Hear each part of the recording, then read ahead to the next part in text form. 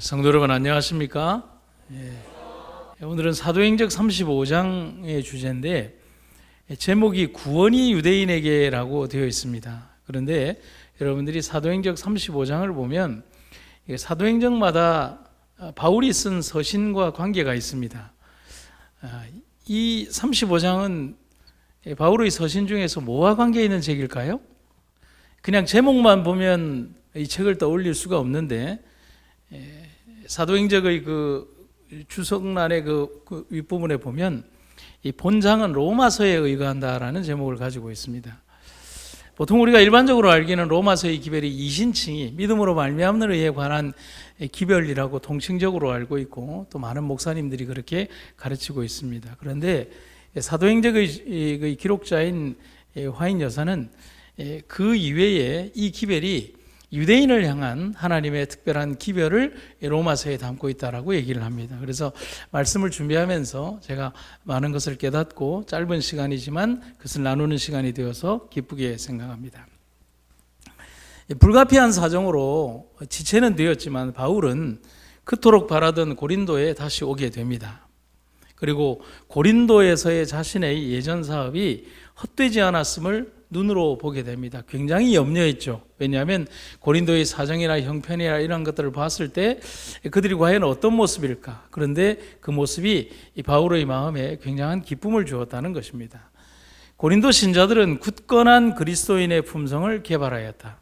그들의 말과 행동은 하나님의 은혜에 변화시킨 능력을 나타내었고 그들은 이제 이교와 미신의 중심지에서 선을 위한 강한 군대가 되었다. 비록 어려운 여행이었지만 바울은 그의 삶에서 이 고린도를 방문하면서 큰 기쁨을 가지게 되었습니다. 그런데 우리가 여기에서 분명히 짚어야 되는 것은 그의 삶에서 이 고린도가 그의 여행의 최종의 목적지가 아니라는 겁니다. 그는 항상 선교지를 방문하면 그 다음 선교지를 향한 고민과 생각, 계획을 가지고 있었다는 사실입니다. 그래서 그는 그토록 바라던 고린도에 왔지만 고린도에 머물면서도 그 다음 선교지를 향한 생각을 가지고 준비하고 있었다는 겁니다. 고린도에 체류하는 동안 바울은 새롭고 넓은 봉사의 일터를 바라볼 시간을 얻었다. 특별히 로마로 여행하려는 의도가 그의 생각을 차지하였다. 알려진 세계의 대중심지에 그리스도교가 확고하게 세워지는 것을 보는 일이 그의 최대의 소망이요 가장 소중히 여겨온 계획 중에 하나였다. 바울은 자신이 결국은 순교로 삶을 마감하리라는 것을 본연적으로 알고 있었습니다. 그렇다면 나의 최종의 목적지는 어딜까? 물론 하늘이겠지만 이 땅에서의 최종의 목적지는 이 온 세상의 중심지인 어디에다가요? 로마로 가서 그 로마의 중심지에다가 복음의 거대한 씨앗을 심는 것이 그의 최종의 목적이자 삶의 꿈이었다는 사실입니다. 그래서 바울은 로마의 사업을 위하여 로마인들에게 보내는 편지를 보내게 됩니다. 그래서 이 장이 로마서에 근거를 하고 있는 겁니다. 그 편지에는 로마를 방문하는 목적과 스페인에 십자가의 깃발을 세우고자 하는 소망을 알려주었다고 있습니다. 그래서 그가 로마인들에게 보낸 편지는 약 4가지의 주제를 가지고 있는데 첫 번째, 복음의 대원칙을 제시했고 두 번째, 그리스도를 믿음으로 말미암는 의의 교리를 매우 분명하고도 능력 있게 제시를 했고 세 번째는 또한 유대인들이 가진 책임에 대해서 가감없이 기술했다. 이 굉장히 중요합니다. 누가요? 유대인들이 가진 책임에 대하여 가감없이 기술했다. 네 번째, 자신의 강력한 소망을 기술했다. 있습니다. 그래서 영감의 기별은 이런 부연적인 설명을 합니다. 바울의 바라는 것은 평범한 소망이 아니었다. 그는 나사렛 예수를 약속된 메시아로 깨닫지 못한 이스라엘 사람들을 위하여 일하도록 항상 하나님께 탄원하고 있었다. 바울의 소망은 자신의 일신상의 어떤 편의를 위하거나 자신의 업적이나 자기가 뭔가를 남기거나 축적하기 위한 소망은 하나도 없었다는 사실입니다. 또한 자신의 명예나 높음을 위한 소망도 하나도 없었다는 것입니다. 바울이 바라는 것은 더 높은 소망, 하나님에 대한 더 높은 부르심에 대한 소망이 그의 마음을 차지하고 있었다는 것입니다. 바울의 글을 보도록 하겠습니다. 내 형제요 내 동족인 여러분을 위해서라면 비록 내가 그리스도로부터 끊어지는 저주를 받는다 할지라도 나는 차라리 그 편을 택할 것입니다. 내 동족 이스라엘 백성은 하나님의 자녀로서 하나님의 영광이 함께합니다. 하나님과 언약을 맺은 백성이요 율법을 받은 백성이며 성전에서 예배를 드릴 뿐만 아니라 또한 하나님에게서 약속을 받은 백성입니다. 훌륭한 족장들이 그들의 조상이요 인간적인 혈육으로 말하자면 심지어 그리스도조차도 이스라엘의 후손입니다. 진실로 그리스도는 만물의 위에 계시며 영원토록 마땅히 찬양을 받으실 하나님이십니다. 아멘. 우린 여기에서 바울이 로마서 9장에서 유대인들 그리고 자기들의 혈족에 대한 언급을 한 이유를 우리가 어느 정도 짐작을 해야 합니다. 그것은 뭐냐면 그들은 예수님을 부정함으로 인해서 그들이 복음의 어떤 원대한 원칙의 축에서 완전히 내어버림을 당하거나 하나님께서 전혀 사용하지 않는 그런 버려진 백성으로가 아니라 다시 돌아와서 그들이 첫 부르심을 받은 백성으로서의 역할을 회복하여 하나님의 영광의 기별을 마지막에 해야 한다는 사실을 이 말에 암시하고 있다는 사실입니다. 선민으로 선택받은 백성들이 이스라엘이었지만 그들은 결국 메시아를 거절하는 선택을 하게 됩니다. 그것은 그 민족을 바라보는 바울에게 있어서 너무나 아픈 이야기이지만 자신 역시도 다메섹 이전까지 그런 무리에 속해 있었음을 회개할 수밖에 없습니다. 그렇잖아요. 깨닫기 전까지는 자기가 나쁜 일을 했다고 생각합니까? 아니요. 자기는 선의의 일을 하나님을 위하여 자기가 그런 일을 했다라고 분명히 확신하고 살았다는 것입니다. 하지만 이스라엘을 위한 복음은 아니었다는 사실을 다메섹 도상에서 예수님을 만나고 난 이후에 자기의 믿음의 오류를 수정하고 나서야 깨닫게 된다는 겁니다. 그래서 이스라엘 백성들 자기의 동족들에게 우리들이 올바른 믿음을 회복하여 하나님의 백성의 올바른 기치 위에 돌아가자 는 것이 이 바로 로마서 안에 포함되어 있다는 겁니다. 사도행전에 보면 이렇게 기록이 되어 있습니다. 이스라엘은 당신의 아들을 거절하였을지라도 하나님께서는 그들 누구를요? 이스라엘 백성들을 버리지 아니하셨다. 아멘입니까? 이게 중요한 겁니다. 섭리하시는 하나님의 사랑은 거절과 반대를 통하여 구속주의 구속에 이르기까지 하는 선택을 한 그들이었지만 결국 그들을 향한 당신의 사랑을 포기하지 않으시는 것을 우리가 보게 됩니다. 구약 성경의 기별 전체가 그렇잖아요. 특별히 그러한 내용을 강력하게 다루는 것이 호세아의 기별입니다. 음란한 아내를 데려오라. 그 다음에 요나의 기별입니다. 40일만 지나면 멸망하여 죽게 된 그 백성들을 잃지라도 그들이 회개하면 돌아오는 것을 하나님께서 뜻을 돌이켜서 그들을 다시 회복하는 것. 바로 이러한 하나님의 당신의 극진한 사랑과 포기하지 않는 사랑이 바로 성경의 기별이며 로마서의 집적체라고 할 수가 있는 겁니다. 로마서 11장 11절부터 14절에 있는 긴 구절을 조금 쉬운 말 성경으로 좀 이해하기 쉽게 한번 읽어보도록 하겠습니다. 내가 다시 묻습니다. 그렇다면 그들은 넘어져서 다시는 일어날 수 없게 되었습니까? 누구에게 하는 말입니까? 이스라엘이죠. 결코 그렇지 않습니다. 그들이 잘못을 저지른 탓에 하나님의 구원이 이방인들에게 이르게 되었는데 그것은 이스라엘로 하여금 질투심을 불러일으키기 위함이었습니다. 이처럼 이스라엘의 잘못이 세상에 부요함이 되고 이스라엘의 실패가 이방인들에게 부요함을 가져다 주었다면 만일 이스라엘이 하나님 앞에 온전하게 서게 되면 그들은 얼마나 더 많은 부요함을 누릴 수 있게 되겠습니까? 그러므로 이제 나는 이방인 된 여러분에게 말합니다. 내가 이방 사람들에게 말씀을 전하는 사도로 부름을 받은 만큼 나는 내가 맡은 직분을 무척 영광스럽게 여깁니다. 나는 모쪼록 내 동족에게 질투심을 불러일으켜 그들 가운데 몇 사람만이라도 구원하고 싶다는 간절한 소망을 갖고 싶습니다. 여기 보면 바울이 정말 기가 막힌 말을 하고 있는 거예요.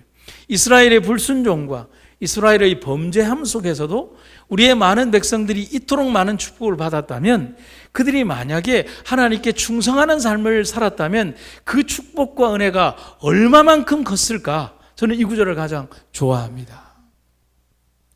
그리고 또한 그들은 뭐라고 얘기하냐면, 많은 대다수의 유대인들이 흘러갔지만 내 꿈은 그들 가운데에서 다시 불러 세움을 받은 사람들, 우리가 잘 쓰는 용어로 뭐라고 그러죠? 남은 무리입니다. 부르심을 받은 무리들이 있을 것이라는 사실입니다. 그들과 함께 비록 소수의 무리일지라도 그러한 역할들을 함께 하고 싶은 것이 나의 소망입니다. 결국 바울은 자신의 글을 통해서 당신의 은혜가 이스라엘 사람 가운데에서와 마찬가지로 이방인들 가운데 나타나게 되는 것이 하나님의 목적하신 바다라고 말하고 있는 겁니다. 그래서 이스라엘에게 부어졌던 그 크고 아름다운 주님의 축복과 은혜가 이제 당신들에게로 옮겨갔다. 이제는 당신들이 그러한 거대하고 아름다운 역할을 위하여 준비하고 실행하는 백성들이 되라는 겁니다.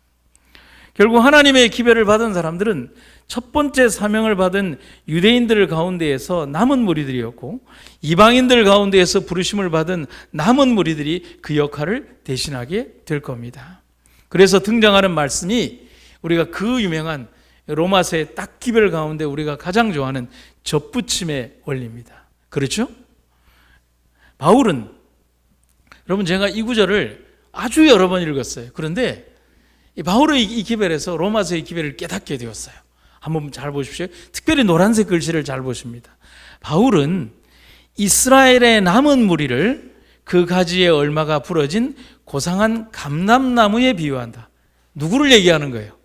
이스라엘 백성들을 얘기합니다. 그는 이방인을 원줄기에 접붙임을 받은 돌감람나무의 가지로 비유한다.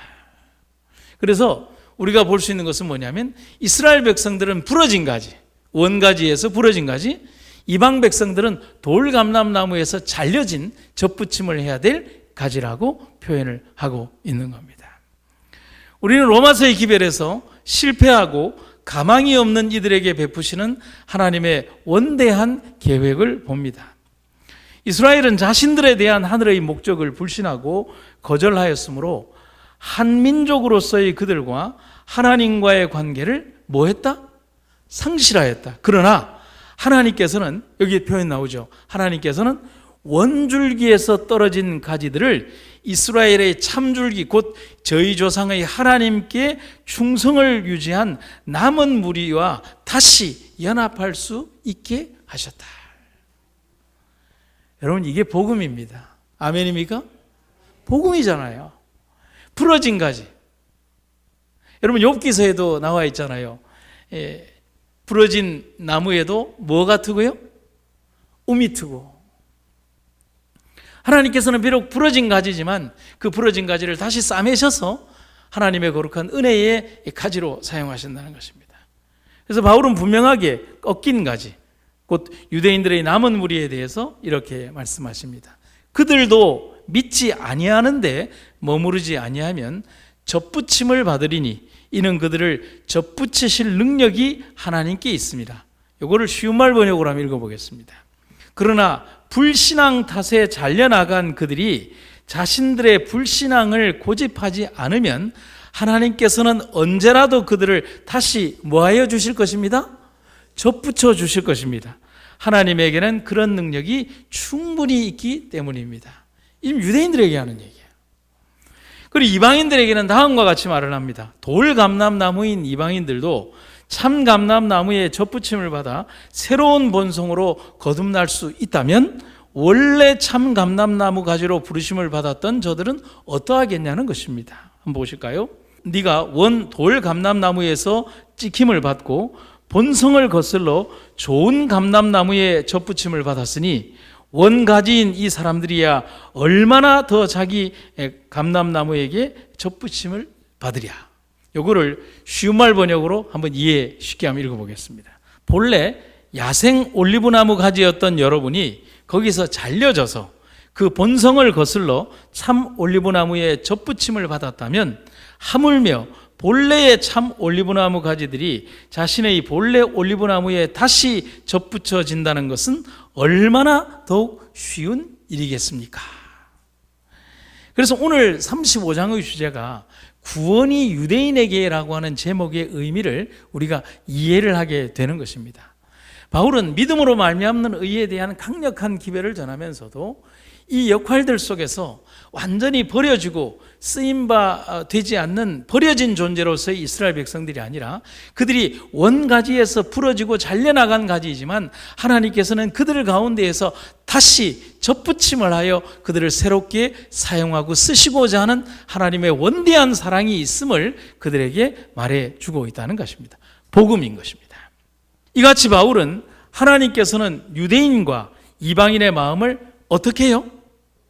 다시 한번요. 하나님께서는 유대인과 이방인의 마음을 어떻게 해요? 똑같이 변화시켜. 지금 여기에서 뭐냐면은 로마서의 기별은 이방인과 유대인을 구별하여 하는 것이 아니라 그들의 마음을 똑같이 변화시켜 이스라엘에게 약속된 축복들을 누구 안에서요? 그리스도 안에서 모든 믿는 자들에게 넉넉히 허락하실 수 있다는 사실을 보여주는 것입니다. 결국 그렇다면 뭔가? 원가지였던 이스라엘 백성들이 꺾임을 당하고 부러진 다음에 다시 접붙임을 받았던 돌감람나무 가지였던 이방인들이 그 접붙임을 받아서 여기에 왔던 그들은 참 감람나무의 원액의 수액으로부터 죽었던 나무가 다시 살아나고 그리고 돌감람나무가 새로운 참 감람나무로 변화되는 완벽한 믿음의 변화를 이루게 되어 하나님의 은혜 가운데 거하게 될 것임을 말하는 겁니다. 마지막 사업을 받아 진행할 이들은 모든 사람들이 아닌 부르심을 받은 남은 무리들임을 기억해야 합니다. 모두에게 초청장은 주어졌지만 남은 자만이 그 역할을 할 겁니다. 각 시대와 세대를 통하여 하나님 말씀을 기억하고 지키며 준행하는 참된 남은 자들이 그 주인공이 될 것임을 말하고 있습니다. 그래서 제가 작년에 서부 야행에 가서 이제 설교를 할 때 주제가 뭐냐면 남은 무리에 대한 설교를 해달라고 했습니다. 그래서 약 6강에 걸치는 남은 무리에 대한 설교를 하면서 제 뇌리에 계속 돌았던 이야기가 있습니다. 제가 이런 질문을 하게 되었습니다. 성도 여러분, 우리는 남은 자들입니까? 남겨진 자들입니까? 억지로 떼냄을 받은 자들입니까? 이게 의미가 달라요. 다 남은 자들이기는 해요. 어떤 남은 자들이라는 겁니다. 뭐냐면 하나님 사명을 위하여 이 땅에 남겨진 자들인지 하나님의 거룩한 사업에 편승하지 못해서 이 세상에 그냥 남기로 한 자들인지 우리 스스로를 생각해 봐야 한다는 겁니다. 이스라엘이여 내 백성이 바다의 모래 같을지라도 남은 자만 돌아오리니 넘치는 공의로 파멸이 작정되었음이라. 이사야가 그의 예언 중에 남은 자만 구원을 얻으리라고 언급한 것은 이런 무리에 대한 것이다. 바울 시대로부터 오늘에 이르기까지 하나님께서는 당신의 성령으로 이방인과 마찬가지로 유대인을 부르셨다. 하나님은 사람을 외모로 취하지 않으신다고 바울은 부르셨다. 이 사업을 위하여 하나님께서는 돌감람나무 가지든 원가지에 부러진 존재들이든 그들 모두를 이 사업을 위하여 사용할 것이라는 겁니다. 영감의 기별은 이어서 분명한 내용을 이렇게 말합니다. 나사렛 예수를 거절하였을 때 유대인들에게는 한 민족으로서 무서운 운명이 선고되었음에도 불구하고 각 시대를 통하여 조용히 고통을 참은 고상하고 하나님을 경외하는 많은 유대인 남녀들이 존재해 왔다. 누구죠? 남은 무리들이에요. 십자가 사건 이후로 유대인의 역할이 모두 끝난 것이 아님을 알아야 합니다. 이제 그들 안에서 그들을 부르시고 그들이 해야 할 사명이 무엇인가를 알려주기 위하여 로마서가 씌워졌고 기별이 주어졌습니다. 어쩌면 복음의 마지막 정병이라고 생각하는 재림교인들에게도 주는 기별이라고 할 수가 있겠습니다. 성도 여러분, 오늘 우리는 마지막 시대를 살아가며 하나님께서 우리들에게 주신 이 기별들이 오늘 우리들의 사명을 일깨우고 오늘 우리들이 어떤 존재인가를 알게 하기를 간절히 바랍니다. 우리는 번듯한 존재라고 하지만 열매 맺지 못하는 무화과 나무일 수도 있고요. 가지가 부러진 그런 부러진 가지일 수도 있고요. 나는 믿음의 저 이방의 외곽 쪽에서부터 있던 그런 돌감람가지였던 그런 존재일 수도 있습니다. 그러나 하나님의 그 그리스도 안에서 어떤 존재든 상관이 없죠. 그들 모두 다를 사용하셔서 하나님 마지막 사업을 하나님께서 그들의 어떤 외형적 모습이나 삶의 어떤 것도 바라보지 않으시고 그들을 통하여 이루시고자 하는 하나님의 사업을 믿음을 통하여 그리고 하나님의 능력을 통하여 이루시고자 하신다는 사실입니다. 마지막 한 몇 구절을 읽도록 하겠습니다. 복음 기별의 마지막 선포에 있어서 지금까지 무시되었던 계층의 백성들을 위하여 특별한 사업을 해야 하는 이때 하나님께서는 당신의 사자들이 세상 각처에서 발견되는 유대인들에게 특별한 관심을 가지기를 기대하신다. 그들이 복음 시대의 그리스도가 구약 성경의 여러 페이지에 묘사된 것을 보고 신약 성경이 얼마나 분명하게 구약 성경을 설명하는지를 깨달을 때 그들의 잠자던 기능은 일깨움을 받고 그들은 그리스도를 세계의 구주로 인정할 것이다. 유대인 중에는 다소 사람 사울처럼 성경에 능한 사람들이 있고 이들은 경이로운 능력을 가지고 하나님의 율법의 불변성을 선포할 것이다. 이스라엘의 하나님께서는 오늘날에도 그 일이 이루어지게 하실 것이다. 성도 여러분, 하나님의 기이하고 놀라운 역사가 오늘 우리들의 삶을 통하여 이루어지기를 간절히 바랍니다. 이사야에 있는 이 구절을 읽고 마치도록 하겠습니다. 그러므로 아브라함을 구속하신 여호와께서 야곱 족속에 대하여 말씀하시되 야곱이 이제부터는 부끄러워 아니하겠고 그 얼굴이 이제부터는 실색하지 아니할 것이며 그 자손은 나의 손으로 그 가운데에서 행한 것을 볼 때요 내 이름을 거룩하다 하며 야곱의 거룩한 자를 거룩하다 하며 이스라엘의 하나님을 경외할 것이며 마음이 혼미하던 자도 총명하게 되며 원망하던 자도 교훈을 받으리라 하셨느니라. 하나님께서 오늘 우리를 부르셨고 우리의 생애에 그 이전으로부터 부르셨던 그 모든 백성들을 통하여 영광 받으실 그날을 소망하며 우리의 마지막 시간들을 보내기를 간절히 바랍니다. 사랑과 은혜의 아버지 하나님, 우리를 이끌어 주신 주님의 놀라운 은혜를 인하여 감사드립니다. 하나님의 크고 아름다운 은혜를 잊지 않는 우리의 삶이 되게 하시고 영원하신 주의 능력 가운데 거하는 우리들이 되게 하여 주시옵소서.